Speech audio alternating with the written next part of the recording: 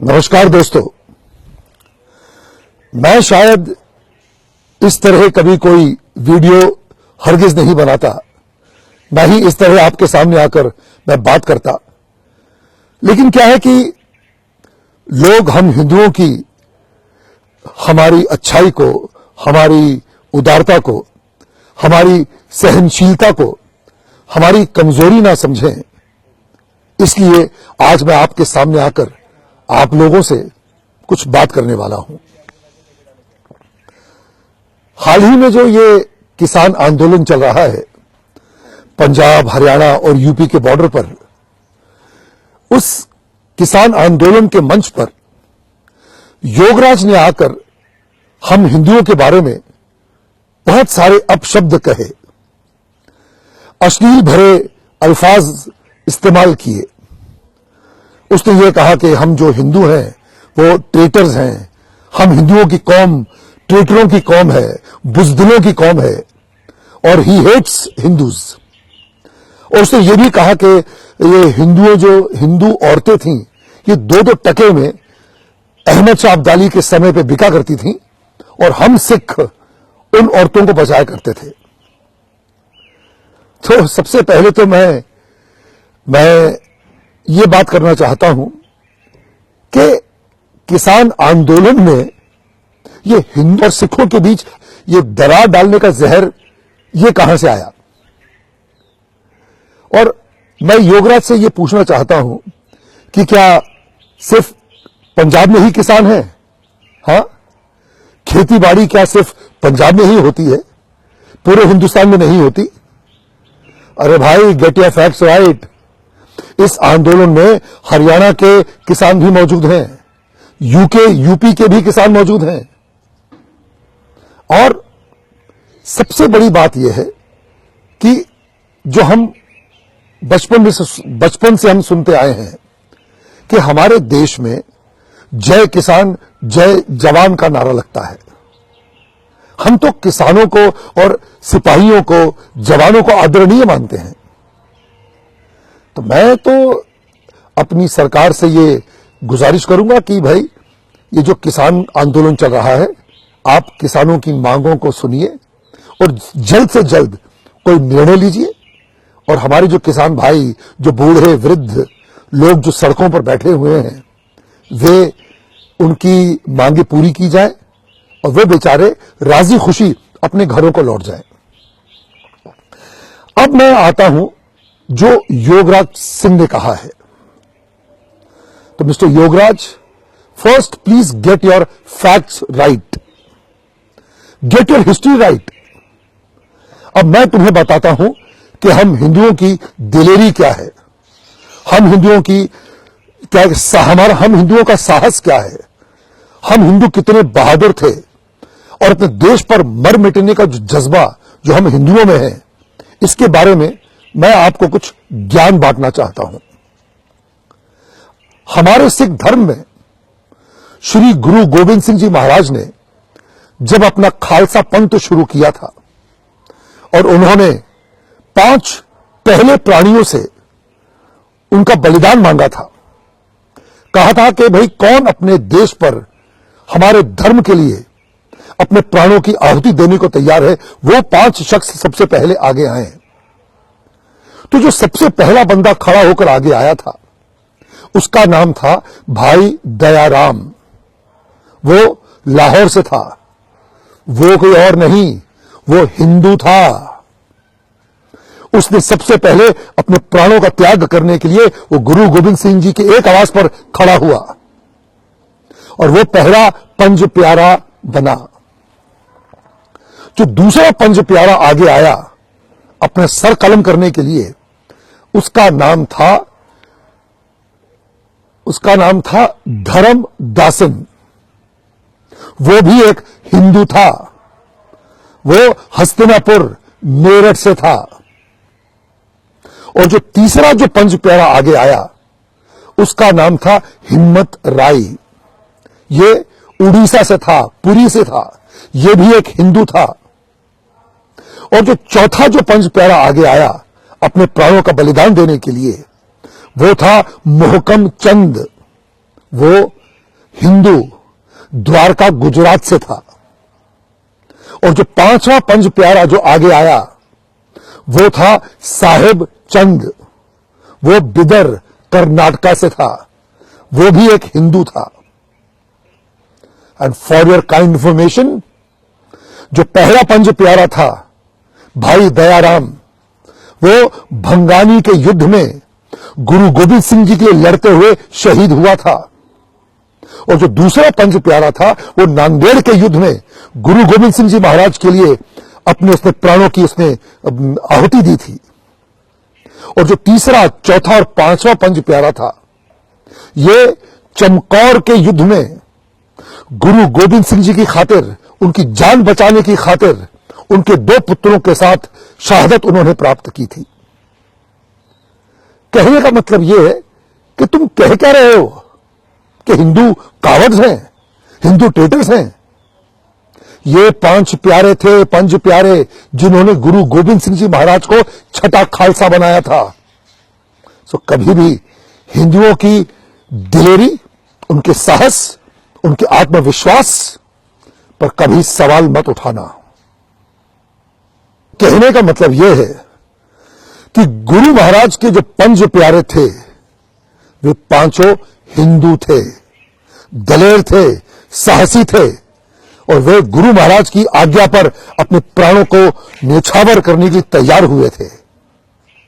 इसलिए कभी हिंदुओं की बहादुरी, उनकी सहनशीलता, उनके आत्म बलिदान पर कभी सवाल मत उठाना। अब आता हूं मैं बंदा बहादुर पर। बंदा बहादुर जिसने गुरु महाराज के दो साहबजादों की मौत का बदला लिया था, वो बंदा बहादुर कौन था? वो बंदा बहादुर था हिंदू ब्राह्मण, कश्मीरी पंडित। उसका असली नाम था लक्ष्मण दास। वो एक बैरागी था, एक तपस्वी था, जो अपने मोक्ष की प्राप्ति के लिए, ईश्वर की प्राप्ति के लिए संसार को त्याग चुका था। वो जंगलों में बैठकर बस पूजा पाठ करता था। जब उसकी गुरु गोविंद सिंह जी महाराज से भेंट हुई, और जब गुरु गोविंद सिंह जी महाराज ने उससे कहा कि आप अपने मोक्ष की प्राप्ति में लगे हुए हैं, लेकिन हमारा जो पूरा जो हिंदू समाज है, जो पीड़ित है, जो मुगलों के अत्याचार से त्रस्त है, उनका क्या, उनके उद्धार का क्या? तो स्वामी लक्ष्मणदास, उन्होंने अपना संन्यास त्यागा और वे गुरु महाराज के बंदा बने। और उसके बाद जो उन्होंने मुगलों का हाल किया, जो पूरे पंजाब में उन्होंने लड़ते लड़ते वो सरहंद पहुंचे, और गुरु महाराज के दो साहबजादे फतेह सिंह और जोरावर सिंह, जिन्हें दीवारों में जिंदा चुनवा दिया गया था, उनके मौत का उन्होंने बदला लिया। सरहंद की उन्होंने ईंट से ईंट बजा दी। वो कौन थे? वो भी हिंदू थे। उन्हें भी किसी हिंदू शेरनी माता ने ही जन्म दिया था। इसलिए कभी भी हिंदू कावर्ड्स हैं, हिंदू ट्रेटर्स हैं, ये बोलने की बात बिल्कुल मत करना। और तुम्हें पता है बंदा बहादुर की मृत्यु कैसे हुई थी? जब उन्हें पकड़कर दिल्ली ले जाया गया और उन्हें कहा गया कि तुम इस्लाम धर्म को कबूल करो, तो उन्होंने मना किया। उसके इनकार करने पर उनके बेटे का कलेजा उनके छाती से निकालकर उनके मुंह में ठूंसा गया। फिर भी उन्होंने शहादत स्वीकार की, उन्होंने मरना स्वीकार किया, लेकिन अपना धर्म परिवर्तन नहीं किया।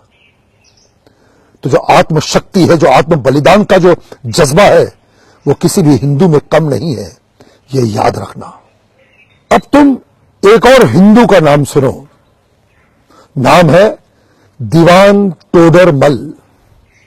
ये एक हिंदू क्षत्रिय थे। जब गुरु महाराज के दो साहबजादों को दीवारों में जिंदा चुलवाया गया, तब उनकी माताश्री ने अपने प्राण त्याग दिए। तो मुगलों ने गुरु गोविंद सिंह जी की माताजी और उनके दो साहबजादों की, जो बेचारे वीर गति को प्राप्त हो चुके थे, उनके दाह संस्कार के लिए लोगों को जगह नहीं दी, जमीन नहीं दी। तब दीवान तोडरमल आगे आए और उन्होंने उन तीनों का दाह संस्कार करने के लिए जमीन उन मुगलों से खरीदी। और जानते हो क्या देकर खरीदी? सोनों के सिक्कों से उस जमीन को भरकर, जितनी जमीन चाहिए थी अपना उनके दाह संस्कार के लिए, उस पूरी जमीन को सोनों के सिक्कों से कवर किया गया। उतने सोने के सिक्के उन मुगलों को देकर उन्होंने वो जमीन खरीदी और तब जाके गुरु गोविंद सिंह जी महाराज की माता जी और उनके 2 साहबजादों का दाह संस्कार हो सका, उनका अंतिम संस्कार हो सका। तो वो दीवान तोडरमल कौन था? वो भी एक साहसी वीर महापुरुष हिंदू था। अब मैं आपको एक और चीज बताना चाहता हूं, बिकॉज तुम्हारी हिस्ट्री शायद बहुत ही कमजोर है। अब मैं आता हूं गुरु तेग बहादुर जी पर। जब कुछ कश्मीरी पंडित, कश्मीरी ब्राह्मण गुरु तेग बहादुर जी के पास पहुंचे और उनसे उन्होंने कहा कि कृपया आप हमारी मदद करें, ये मुगल हम पर बहुत अत्याचार कर रहे हैं, हम पर जजिया टैक्स लगा रहे हैं।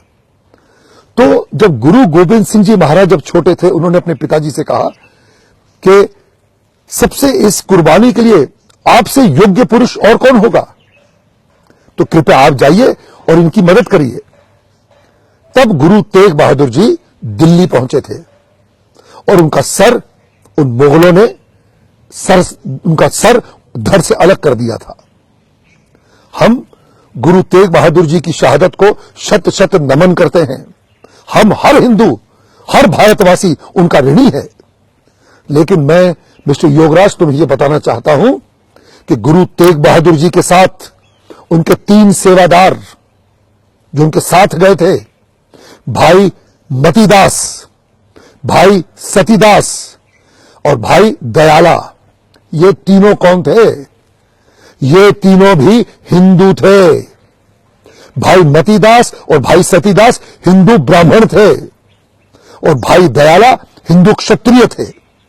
और गुरु तेग बहादुर जी की शहादत से पहले, उनका सर कलम करने से पहले, ये तीनों शहीद हुए थे। भाई मतीदास जी को उनकी जो बॉडी थी आरे से 2 भागों में काटी गई थी, उनको जिंदा काटा गया था। भाई सतीदास जी को रुई में लपेटकर तेल में डुबोकर जिंदा जलाया गया था और भाई दयाला को उबलते पानी में डालकर उन्हें उबालकर जिंदा मारा गया। तो इनकी शहादत, इनकी जिंदा दिली, इनका साहस, इनका पुरुषत्व, इनका पौरुष, उस पर सवाल कभी मत उठाना। ये ऐसे बहादुर थे। आप सोचो, क्या वो सिंघनिया, वो माता हुई, जो वीर माता थी, जिन्होंने ऐसे वीर महापुरुषों को जन्म दिया। तो कभी भी हमारी हिंदू माताओं को गाली मत देना। किसी हिंदू औरत को गाली देने का मतलब है कि तुम उन 5 प्यारों की माताओं को गाली दे रहे, उनकी माताओं को तुम गाली दे रहे हो। तुम दीवान टोडरमल की मां को गाली दे रहे हो। तुम बंदा बहादुर स्वामी लक्ष्मण दास की माता को गाली दे रहे हो। तुम भाई मतीदास, भाई सतीदास और भाई दयाला की माता को गाली दे रहे हो। तुम्हें पता है हमारे देश की परंपरा क्या थी? हमारे देश की परंपरा यह थी कि हर हिंदू घर का बड़ा बेटा सिख बनाया जाता था। उसे गुरु गोविंद सिंह जी को सौंप दिया जाता था ताकि वो उनकी आर्मी ज्वाइन करे, उनके बताए मार्ग पर चले और मानवता की सेवा करे। गुरु गोविंद सिंह जी महाराज की आर्मी में तकरीबन आधा 50% हिंदू शामिल थे। तो तुम ये क्या कहते हो कि हिंदू जो है बुजदिल हैं, हिंदू ट्रेटर्स हैं, हिंदू जो है ये हिंदुओं की जो कौम है ये बुजदिलों की कौम है? ये बात तुम्हारे दिमाग में कहां से आई? हाँ, अरे गुरु नानक जी से पहले आपके जितने, हमारे जितने गुरु हैं, गुरु नानक देव, अंगद देव, अर्जुन जी, ये अपना गुरु गोविंद राय थे, ये सारे हिंदू ही तो थे। सिख धर्म से पहले जितने भी थे लोग, वे सारे हिंदू थे। इसका मतलब तुम्हारे पूर्वज भी तो हिंदू थे। तुम अपनी मां बहनों को गाली दे रहे हो?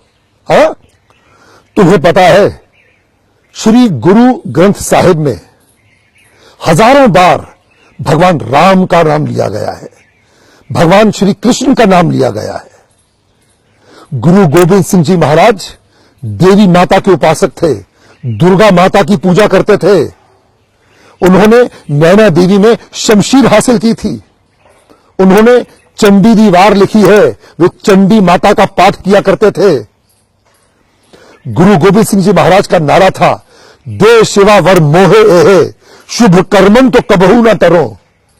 तो ये क्या मतलब है इसका कि हे शिवा मुझे ऐसा वर दे कि मैं शुभ कर्म से कभी पीछे ना हटूं। तो जो देश शिवा कौन था? वो हर हर महादेव की बात कर रहे हैं। तो आप जो क्या ये डिवाइड डालना चाहते हो, ये क्या हिंदू और सिखों के बीच आप ये दरार डालने की कोशिश कर रहे हो? हाँ, जवाब दो। अब मैं तुम्हें हमारी सिख हिस्ट्री में जो ब्राह्मण वॉरियर्स हुए हैं, जो ब्राह्मण योद्धा हुए हैं, उनके कुछ नाम गिनाना चाहता हूं। एक नाम है खालसा पंथ के जो जनरल हुए हैं, जो खालसा पंथ के जो वीर योद्धा जो जनरल थे, उनका नाम था पंडित सिंघा सिंह पुरोहित।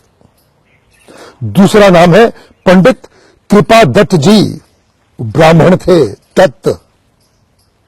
हाथ में भाला, पीठ पे फरसा और कमर कस में शमशीर, ये था उनका जलवा।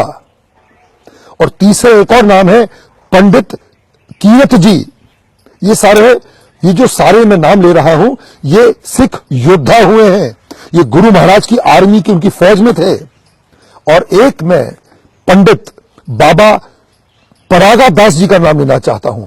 बाबा परागा दास जी ये 100 वर्ष के ऊपर के थे और ऐसे ज्वलंत योद्धा थे कि लोग उन्हें भीष्म पितामह मानते थे अपनी आर्मी का। इसलिए कभी भी हिंदुओं के शौर्य पर, उनके साहस पर, उनकी दिलेरी पर, उनकी बहादुरी पर सवाल मत उठाना, समझे? मेरा दिल बहुत दुखता है जब मुझे वो मंजर याद आता है 2019 में पाकिस्तान में, जहां पर गुरु नानक देव जी का जो गुरुद्वारा है ननकाना साहिब, वहां के ग्रंथी की बेटी को उठाकर वहां के आतंकवादी ले गए, उसका रेप किया, उसे जबरन मुसलमानी बनाया गया। अरे आवाज उठानी है तो उसके खिलाफ उठाओ, चलो उसके खिलाफ आवाज उठाओ। मैं एक कट्टर हिंदू तुम्हारे साथ खड़ा होऊंगा, हिंदुस्तान का हर भारतवासी तुम्हारे साथ खड़ा होगा उस जंग में। हमें वहां के सिखों का सोचना है कि जो हमारी मां बहनों के साथ जो अत्याचार होता है वो ना हो। कुछ करना है तो वहां पे जो हमारी माताओं को, हमारी बहनों को, उनकी जो इज्जत लूटी जा रही है, हमें उसके खिलाफ जंग लड़नी चाहिए। मिस्टर योगराज, हम सब तुम्हारे साथ, क्या हर भारतवासी खड़ा रहेगा, लेकिन हमारे देश की किसी भी माता को, किसी बहन को गाली मत देना। जय भारत, भारत माता की जय, सनातन धर्म की जय, हिंदू धर्म की जय, सिख धर्म की जय। जो बोले सो निहाल, सत श्री अकाल, हर हर महादेव, जय श्री राम।